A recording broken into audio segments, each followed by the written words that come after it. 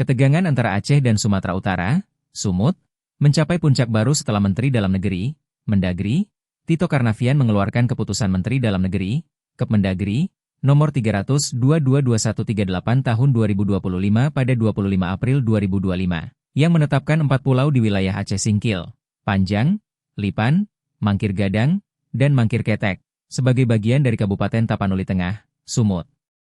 Keputusan ini memicu kemarahan masyarakat Aceh, tuduhan sabotase, dan tekanan besar terhadap pemerintahan Presiden Prabowo Subianto. Dalam perkembangan terbaru, Prabowo disebut-sebut mengambil alih langsung kasus ini untuk mencegah konflik lebih lanjut, menandai intervensi Presiden yang dinilai krusial di tengah kritik terhadap kinerja Tito Karnavian. Latar belakang kontroversi. Konflik ini berakar pada sengketa batas wilayah yang telah berlangsung sejak era kolonial Belanda pada 1928, dengan peta dan kesepakatan yang kerap bertentangan. Pada 1992, Gubernur Aceh dan Sumut mencapai konsensus yang disaksikan Mendagri kala itu, mengakui keempat pulau sebagai bagian Aceh. Namun, verifikasi Badan Informasi Geospasial, BIG, dan Tim Nasional Pembakuan Rupa Bumi pada 2008 memicu ketidaksesuaian data, menyebut 213 pulau termasuk keempat pulau tersebut berada di bawah Sumut, sementara Aceh mengklaim 260 pulau tanpa menyebutkan pulau-pulau tersebut. Kepmendagri terbaru, yang didasarkan pada kajian lintas instansi termasuk TNI AL dan Kementerian Kelautan, menjadi pemicu utama ketegangan.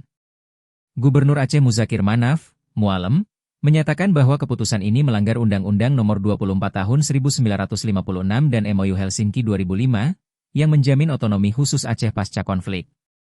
Ini bukan sekadar soal tanah, tetapi identitas dan sejarah kami, ujar Mualem dalam pertemuan dengan DPR Aceh pada 13 Juni 2025. Sementara itu, Gubernur Sumut Bobi Nasution, yang juga menantu mantan Presiden Joko Widodo, Jokowi, mengusulkan pengelolaan bersama, tetapi ditolak tegas oleh Aceh sebagai kompromi yang tidak menyelesaikan akar masalah. Kritik terhadap Tito Karnavian. Keputusan Tito Karnavian menuai kritik tajam dari berbagai pihak.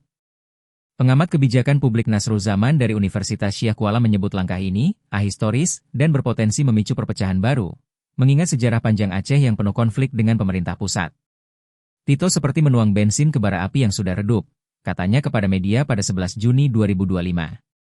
Kritik ini diperkuat oleh Otto Nur Abdullah, mantan Ketua Komnas HAM, yang menilai keputusan tersebut cacat formil dan mengabaikan kesepakatan historis. Mahasiswa Aceh juga turun ke jalan pada 14 Juni 2025 di depan Kemendagri, Jakarta, menuntut pencopotan Tito dan Dirjen Bina Adwil Safrizal Zakaria Ali. Koordinator Aksi Persatuan Mahasiswa Aceh, PMA, Gamal menyebut Tito sebagai biang kerok yang mengkhianati semangat perdamaian Aceh. Tuduhan lebih jauh muncul di kalangan publik, yang menduga keputusan ini terkait kepentingan politik atau ekonomi, termasuk potensi sumber daya alam di wilayah tersebut, seperti blok minyak Singkil Offshore Working Area yang dikelolakan Red Energy. Tito membela diri dengan menyatakan bahwa keputusan ini murni berdasarkan data teknis dan sejarah panjang sejak 1928, yang melibatkan banyak instansi. Kami terbuka terhadap gugatan hukum ke PT UN jika ada yang tidak puas, ujarnya pada 10 Juni 2025 di Istana Kepresidenan. Namun, pernyataan ini dianggap kurang meyakinkan, mengingat proses verifikasi dianggap tidak melibatkan konsultasi memadai dengan Pemprov Aceh. Intervensi Prabowo Subianto. Di tengah tekanan publik dan ancaman konflik horizontal, Presiden Prabowo Subianto dilaporkan mengambil alih kasus ini pada 14 Juni 2025. Sumber internal Istana Kepresidenan, yang enggan disebutkan namanya, menyebut Prabowo memerintahkan rapat darurat dengan Mendagri, Menteri Koordinator Bidang Politik, Hukum, dan Keamanan, Menko Polhukam, Hadi Cahyanto, serta Gubernur kedua provinsi. Rencana pertemuan dengan Mualem dan Bobi Nasution dijadwalkan pada 18 Juni 2025 untuk mencari solusi damai.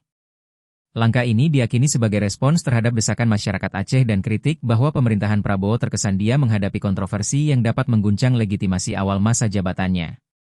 Prabowo, yang dikenal memiliki komitmen terhadap stabilitas nasional, tanpa ingin menghindari narasi bahwa pemerintahannya melanjutkan pola penindasan terhadap Aceh seperti era sebelum MOU Helsinki.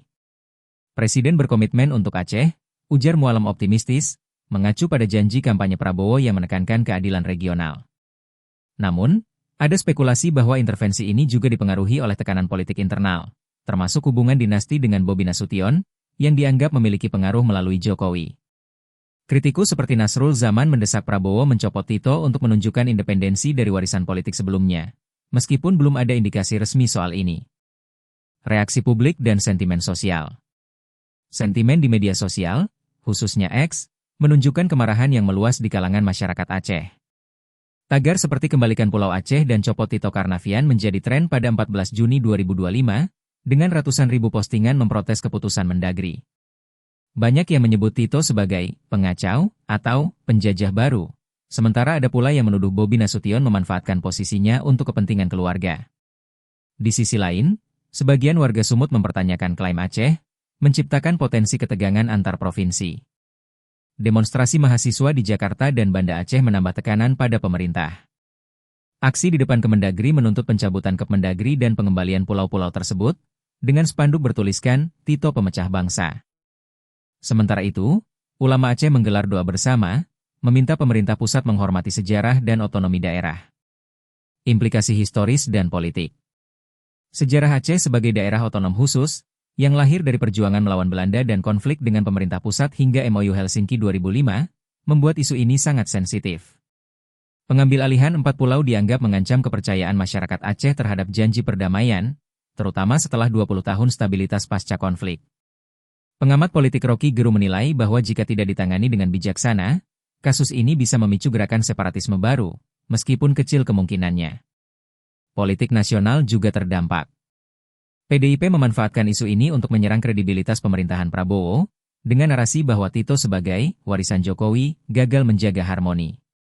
Koalisi Indonesia Maju, KIM, berupaya meredam dengan menekankan dialog, tetapi tekanan publik menuntut tindakan tegas. Hubungan Prabowo dengan Aceh, yang selama kampanye menunjukkan simpati, kini diuji oleh kemampuan menyelesaikan sengketa ini tanpa mengorbankan otonomi daerah. Analisis ekonomi dan sumber daya alam. Di balik kontroversi administratif, ada dugaan bahwa keputusan ini terkait potensi ekonomi, khususnya blok minyak Singkil offshore working area di dekat pulau-pulau tersebut. Jika termasuk Sumut, pemerintah pusat berhak atas 85% pendapatan minyak berdasarkan skema cost recovery, sementara Aceh hanya mendapat 15%. Sebaliknya, jika tetap di Aceh, MOU Helsinki menetapkan 70% untuk provinsi dan 30% untuk pusat. Jurnalis lokal Nasir dari Serambi Aceh menyebut ini sebagai permainan sumber daya, meskipun belum ada bukti konkret dari pemerintah. Dampak ekonomi langsung terlihat dari ketidakpastian investasi di kedua provinsi. Pembangunan infrastruktur di wilayah perbatasan terhenti, sementara pedagang lokal mengeluh tentang gangguan logistik akibat ketegangan. Jika konflik berlarut, analisis menunjukkan potensi kerugian miliaran rupiah akibat penundaan proyek pemerintah, termasuk gudang ketahanan pangan yang direncanakan Prabowo di Aceh. Langkah selanjutnya dan prospek. Rapat 18 Juni 2025 menjadi titik krusial. Prabowo diharapkan memfasilitasi dialog yang inklusif, dengan mempertimbangkan bukti historis Aceh dan data teknis Sumut. Jika gagal mencapai konsensus, ancaman gugatan ke PT UN atau bahkan Mahkamah Konstitusi bisa muncul, meskipun Aceh lebih memilih jalur administratif dan politik untuk menghindari konfrontasi hukum panjang. Prospek damai bergantung pada kemauan Prabowo menegakkan keadilan tanpa terjebak dalam dinamika politik internal. Jika pulau-pulau dikembalikan ke Aceh, ini bisa memperkuat citra presiden sebagai pemimpin yang menghormati otonomi. Namun, jika keputusan Tito dipertahankan, risiko ketidakstabilan di Aceh dapat meningkat, mengingat sensitivitas historis daerah tersebut. Keputusan Tito Karnavian yang memindahkan 4 pulau Aceh ke Sumut telah menciptakan kisruh yang mengancam perdamaian regional dan stabilitas nasional. Intervensi Prabowo Subianto menunjukkan upaya menyelamatkan situasi, tetapi keberhasilannya akan diuji pada rapat mendatang. Di tengah tekanan publik, dugaan ekonomi, dan beban sejarah, pemerintah harus bertindak bijaksana untuk menghindari narasi perpecahan yang dapat mengguncang fondasi persatuan Indonesia. Tanpa solusi yang adil, kasus ini berpotensi menjadi luka baru bagi Aceh dan tantangan besar bagi kepemimpinan Prabowo.